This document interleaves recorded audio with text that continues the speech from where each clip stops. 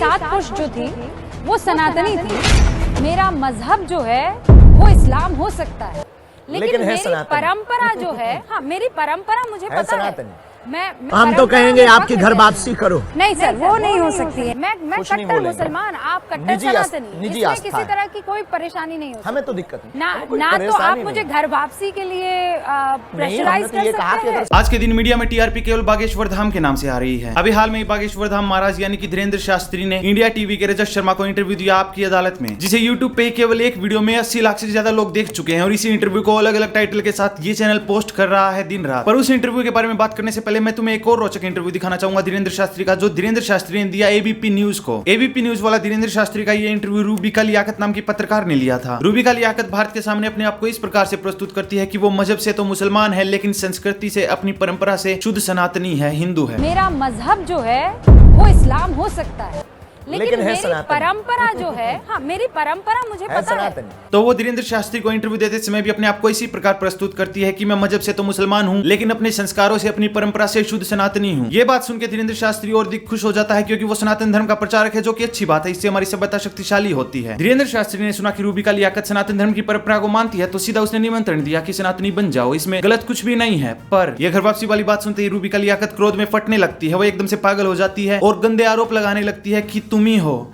जो मुझे प्रेशराइज कर रहे हो। ना तो आप मुझे घर वापसी के लिए प्रेशराइज कर सकते हैं। तो सबसे पहले तुम सनातन धर्म के प्रचारक को अपने सामने बिठाते हो, जिसका मूल उद्देश्य ही घर वापसी करवाना है, सनातन धर्म को और अधिक शक्तिशाली बनाना है। फिर तुम उसके सामने स्वयं बताते हो कि तुम भी कैसे सनातनी हो, कैसे तुम भी सनातनी परंपराओं का पालन करते हो, और फिर उससे आशा रखते हो कि वो तुम्हें घर वापसी करने को भी ना कहे, क्योंकि यदि वो कह दे तो वो गलत है कि वो अपना काम क्यों कर रहा है, क्यों वो अपने सनातन धर्म का प्रचार कर रहा है। पर क्या रूबिका लियाकत तुम ही नहीं थी जिसने अपने आप को प्रस्तुत किया था कि वो सनातन धर्म में मानती है, सनातन धर्म की परंपराओं को अपने जीवन में स्थापित कर चुकी है, या फिर वो केवल दिखावे के लिए था? क्योंकि जैसे ही धीरेन्द्र शास्त्री ने रूबिका लियाकत को घर वापसी करने के लिए कहा, रूबिका लियाकत तुरंत अपनी बात से पलट गई और उसने बता दिया कि वो कट्टर मुसलमान है। तो अचानक से एक पत्रकार जो सनातनी भी थी, भारतीय भी थी, और पता नहीं कौन सी और पहचानों के साथ अपने आप को संबोधित करती थी, अब वो एक कट्टर मुसलमान बन जाती है, जो विक्टिम कार्ड खेलने लगती है। मैं कट्टर मुसलमान। एबीपी न्यूज का ये वाला इंटरव्यू बड़ा रोचक था, तो मैंने सोचा इसके बारे में भी पहले बात कर लेते हैं। अब सीधा मेन इंटरव्यू पे आते हैं, जो कि धीरेन्द्र शास्त्री ने दिया था इंडिया टीवी को आपकी अदालत शो में। आप कहते हैं ये भारत राष्ट्र हिंदू राष्ट्र बने,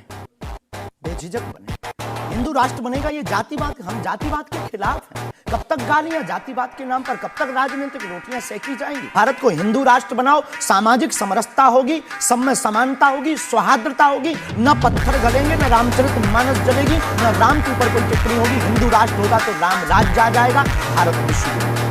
मेरे लिए ये इंटरव्यू बड़ा निराशाजनक था, जहाँ पे एक और रजत शर्मा बागेश्वर धाम महाराज को अपनी हिंदू पहचान के लिए अपमानित कर रहे थे। उनकी तुलना खालिस्तानी आतंकवादी भिंडरावाला से कर रहे थे और जिहाद के इकोसिस्टम की रक्षा कर रहे थे, उनके लिए बहाने बना रहे थे। वहीं दूसरी ओर धीरेन्द्र शास्त्री ने भी चक्षुलज्जा का सेवन कर रखा था, यानी कि वो दूसरों की आंखों में अच्छा दिखना चाहता था। इसलिए भूतकाल में उसने जो भी विवादित बातें कही थी, वो अपनी बातों पर खड़ा नहीं रहा, बल्कि उनसे पलट गया, केवल इसलिए ताकि उसकी छवि अच्छी बन सके और अधिक लोग उसे जान सके। और ये मैं एक हिंदू होने के नाते कह रहा हूँ कि यदि उसने भूतकाल में अपनी कुछ बातें कही थी, तो उन्हीं बातों पर उसे सटीक रहना था, अपने तथ्य बताने थे, अपना पक्ष रखना था, जो कि वो नहीं रख पाया। हिंदुओं को क्यों अपनी आत्मरक्षा करने के बारे में सोचना चाहिए, इस विषय पे भी बागेश्वर धाम महाराज अपना अच्छा कोई परिप्रेक्ष्य नहीं रख पाए, जो कि मैं इस वीडियो में रखूंगा। तो चलो शुरू करते हैं।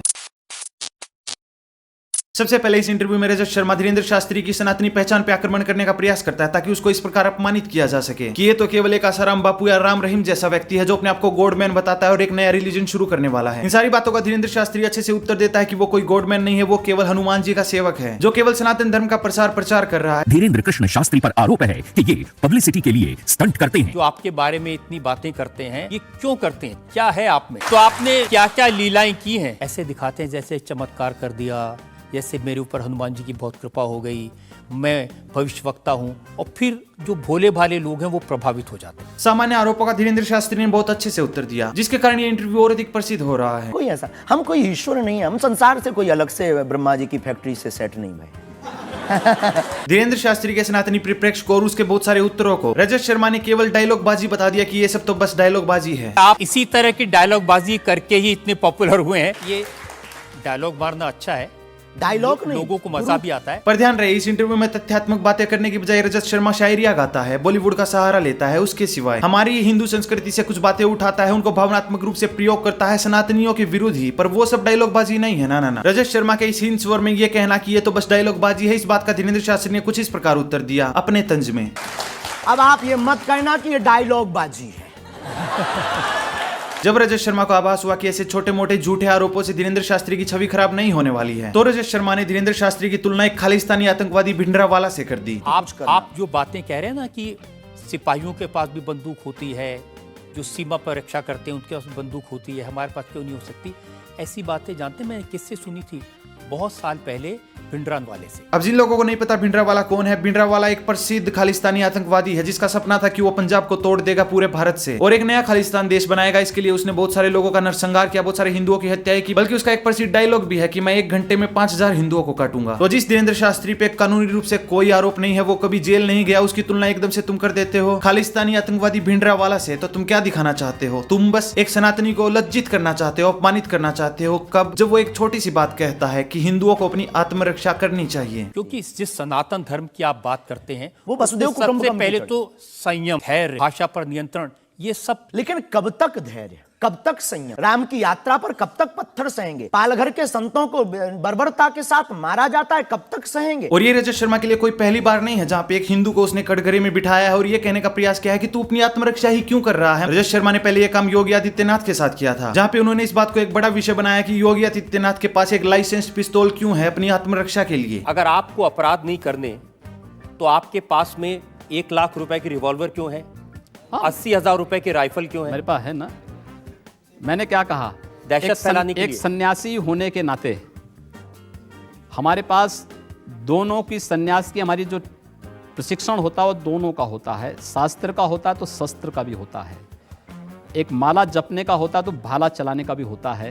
दोनों को एक साथ लेकर के हम लोग चलते हैं और वह सुरक्षा के नाते, इसलिए हमारे पास है और वो रहेगा भी। और ये एक विचार है जो चारों ओर से हम पे थोपने का प्रयास किया जा रहा है कि तुम तो हिंदू हो, तुम अपनी आत्मरक्षा क्यों करते हो, एक चुपचाप कोने में पड़े रहो। और इसके लिए मोहनदास करमचंद गांधी को बड़ा श्रेय दिया जाता है कि उन्होंने ये विचार प्रस्तुत किया था। बाइबल में से उन्होंने पढ़ा था कि कोई तुम्हारे गाल पे एक चाटा मारे तो दूसरा गाल आगे करो, वही उन्होंने भारत पे थोपने का प्रयास किया। बल्कि मोहनदास करमचंद गांधी ने तो बिल्कुल सटीक शब्दों में हिंदुओं को कह दिया था। This is, I'm quoting verbatim, this is from the 100 volumes of Mahatma Gandhi, his collection of his writing. Hindus should not harbor anger in their hearts against Muslims, even if the latter wanted to destroy them. Even if the Muslims want to kill us all, we should face death bravely. If they establish their rule after killing all Hindus, we would be ushering in a new world by sacrificing our lives. None should fear death. ये हैं अपने महात्मा गांधी। सोच के देखो, ये हिंदुओं के ऊपर किया गया सबवर्जन है, जहाँ पे उनको बताया गया है कुछ भी हो जाए, मर जाओ, कट जाओ, पर कभी अपनी आत्मरक्षा मत करना। यही चीज कश्मीर में हुई। सोच के देखो, जिस कश्मीर का नाम ही महर्षि कश्यप के नाम पे है, यानी कि वो ऋषि महर्षियों की धरती है, हिंदुओं की धरती है नाम से ही, वहां पे आज के दिन कोई हिंदू रहता ही नहीं, बल्कि जो कोई रहता भी आतंकवादी उसको ठोक के मार देते हैं। उसकी आइडेंटिटी देखते हैं कि एक हिंदू है तो चलो इसको मार दो, क्योंकि कश्मीर को इस्लामिक रखना है, मुस्लिम बहुल्य रखना है, तो इसके लिए हिंदुओं को मार दो, एक एक को साफ कर दो। और हिंदुओं का तो तुम्हें पता है वो कभी भी अपनी आत्मरक्षा तक नहीं करेंगे। इसलिए आज के दिन हिंदू बांग्लादेश में भी मर रहे हैं, पाकिस्तान में भी मर रहे हैं और एक दिन साफ भी हो जाएंगे। ऐसी बातें जानते मैंने किससे सुनी थी? भिंडरावाले से। एक हिंदू अपनी आत्मरक्षा करना चाहता हो, जीवित रहना चाहता हो, इसकी तुलना तुम एक आतंकवादी भिंडरावाला से कर देते हो। ये एक मूर्खों वाला तर्क है। सोच के देखो, एक बलात्कारी के बारे में सोचो, एक बलात्कार से पीड़ित लड़की के बारे में सोचो। एक बलात्कार से पीड़ित लड़की अपने पर्स में पेपर स्प्रे रखती है, पिस्तौल रखती है अपनी सुरक्षा के लिए। रात को जब रोड पे जाती है, उसे दिखता है उसकी ओर कोई आ रहा है तो अपने पर्स में हाथ डाल लेती है पेपर स्प्रे पे, ये सोचते हुए कि वो बहुत अधिक पास आएगा, होगा, उसके ऊपर मुक्का मारने का प्रयास करेगा, उसे नीचे गिराने का प्रयास करेगा, तो एकदम से वो पेपर स्प्रे निकालेगी और उसकी आंखों पे मार देगी अपनी आत्मरक्षा के लिए। तुम उसकी तुलना कैसे कर सकते हो एक बलात्कारी से स्थिति में? क्योंकि ध्यान रहे, एक वो है जो पीड़ा देता है, एक है जो पीड़ित है। भिंडरावाला के संदर्भ में वो आतंकवादी है, वो पीड़ा देता है, वो दूसरों की हत्या करता है, वो बड़े स्तर पे जिहाद करता है लगभग। क्या तुम उसकी तुलना एक सामान्य व्यक्ति से कर सकते हो जो कश्मीर जैसे क्षेत्र में रह रहा है, मुस्लिम बहुल्य क्षेत्र में, जहाँ पे हर रोज आतंकवादी हमले होते हैं, उसे पता है उसे रिलीजन के नाम पे एक दिन मार दिया जाएगा, तो क्या वो अपनी आत्मरक्षा भी ना करे, वो अपनी सुरक्षा के बारे में विचार भी ना कर सके? इस प्रकार मानसिक रूप से दबाव बनाया जाता है, इस प्रकार सबवर्ट करने का प्रयास किया जाता है हिंदुओं को। अब ऐसा नहीं है कि ये पूरा इंटरव्यू धीरेन्द्र शास्त्री के पक्ष में गया है, बल्कि कुछ ऐसे बिंदु भी थे जहाँ पे धीरेन्द्र शास्त्री ने बिल्कुल घुटने टेक दिए और वो अपनी ही बातों से पलट गया। ऐसे 2 विषय थे, पहला चांद मियां वाला, दूसरा बॉलीवुड वाला। चांद मियां वाला विषय ये था कि धीरेन्द्र शास्त्री ने पहले भूतकाल में ये बात कही थी कि उन्होंने सुना है कि साईं बाबा वास्तविक में सनातन धर्म से कोई वास्ता नहीं रखते थे, वो चांद मियां थे, यानी कि वो एक मुस्लिम थे। आप बात कर रहे थे साईं बाबा के बारे में और आपने कहा कि हमने सुना वो चांद मियां निकले। आपने कहा कि कई बार लगता है कि 33 कोटि क्या कम पड़ गए और समझदार के लिए इशारा काफी है। रजत शर्मा इस चांद मियां वाले विषय पे बागेश्वर धाम महाराज को घेरने का प्रयास करते हैं और वो घेर भी लेते हैं और बड़ी आराम से बागेश्वर धाम महाराज घुटने टेक देते हैं और अपनी बात से पलट जाते हैं। संत के नाते बेझिझक हमें उस बाबा साईं बाबा से क्या आपत्ति है, क्या विपत्ति है, हमें अपने आप से आपत्ति नहीं। कम से कम उन्हें प्रयास करना चाहिए था अपने परिप्रेक्ष्य रखने का। मेरा अनुमान है कि फिर से धीरेन्द्र शास्त्री ने यहाँ पे चक्षु लज्जा के नियम का पालन किया, यानी कि वो दूसरों की आंखों में अच्छा दिखना चाहता था, उन लोगों की आंखों में भी जो साईं बाबा को पूजते हैं इस रूप में सोचते हुए कि वो सनातन धर्म का हिस्सा है। जबकि यदि धीरेन्द्र शास्त्री मानता है कि वो अंधविश्वास को समाप्त कर रहा है, सनातन धर्म को और अधिक शक्तिशाली कर रहा है, तो उसे अपना परिप्रेक्ष्य रखना चाहिए था। यदि वो उसने इस विषय में रखा था कि बहुत सारे हिंदू भ्रमित हैं, वो अंधविश्वास से इस रूप में जीते हैं कि उन्हें पता ही नहीं होता अपनी ही संस्कृति के बारे में, उन्हें पता ही नहीं होता कि साईं बाबा का ओरिजिन क्या है, साईं बाबा स्वयं किस में मानता था, क्या वो केवल अल्लाह में मानता था। यदि अल्लाह में मानता था तो क्या उसकी पूरी अलग संस्कृति थी जहाँ पे उसके सोचने का परिप्रेक्ष्य बिल्कुल भिन्न था, रिलीजन वाला था। इस सब विषय पे वो अपनी बात रख सकता था, पर उसने ऐसा कुछ भी नहीं किया, बल्कि पूर्ण समर्पण कर दिया, घुटने टेक दिए। दूसरा विषय था बॉलीवुड की पठान फिल्म का। पठान फिल्म पे मैंने एक डिटेल वीडियो बनाई है, तुम वो जाके देख सकते हो, लिंक तुम्हें डिस्क्रिप्शन में मिल जाएगा। रजत शर्मा ने बॉलीवुड की पठान फिल्म का विषय अधिकतम पैंटी तक सीमित रखा कि हिंदू बस इस फिल्म का विरोध इसलिए कर रहे हैं क्योंकि दीपिका पादुकोण की पैंटी का रंग भगवा है। रंग के नाम पर फिल्मों का विरोध करते हैं।